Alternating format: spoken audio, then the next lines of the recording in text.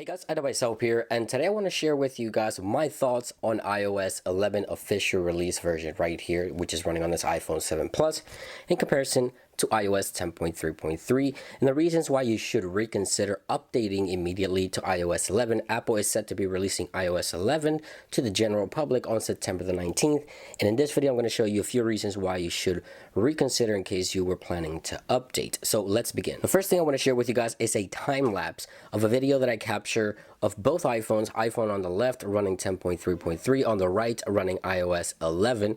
Now, both of these devices were performing the same task: browsing the web, listening to music, downloading apps, and as you can see by this video, iOS 10.3.3 performed relatively better, a whole lot better I should say, and the reason for that is because of an issue with iOS 11 with location services, and I'll get to that in a few seconds. But as you can see here from the video, we got an extra hour of on-screen time on 10.3.3. Now, both devices were charged to 100% and the brightness was up 50% on both. Everything was identical, the same Wi-Fi network and everything. However, we did get an additional hour on 10.3.3. There is the Wi-Fi networks connected to the same one.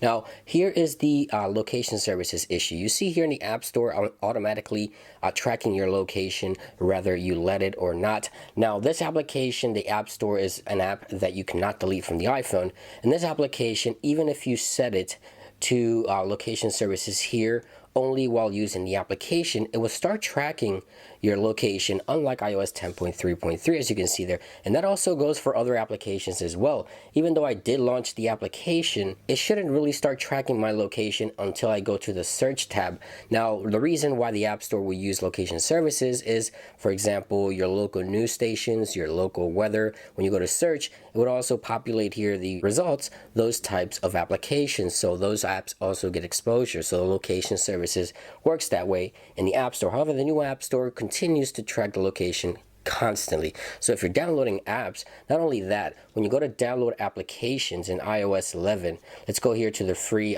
versions here of the applications. So if I tap here on the free apps, I'm going to go ahead and download apps on this iOS 11 device in comparison to 10.3.3, and I'm going to give iOS 11 a head start here. All right, and now let's do the same thing here on 10.3.3.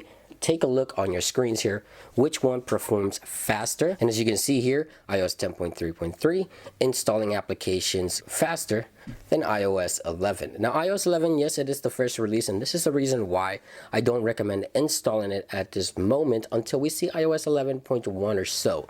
So you can see here, iOS 10.3.3 is done. iOS 11 hasn't installed a single application, even though I started first on iOS 11 downloading the apps from the App Store. So we know 10.3.3 is faster at downloading apps, installing the apps, also better battery performance, a whole hour of extra on-screen time. That is also going to vary depending on what you're doing, but the tasks were pretty simple.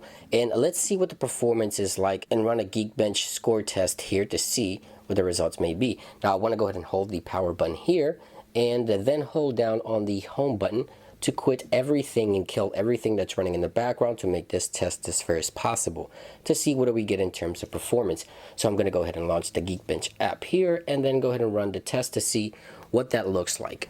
All right, so it looks like iOS 11 actually performed a little better here on the Geekbench performance test. You see here single core scores a little higher there, nothing drastic. A multi-core score slightly higher. So in terms of performance, it did score a little higher, iOS 11 did, but not by a whole lot. The takeaway from this video is battery life is super important to most people and probably the #1 concern on most people who use an iPhone.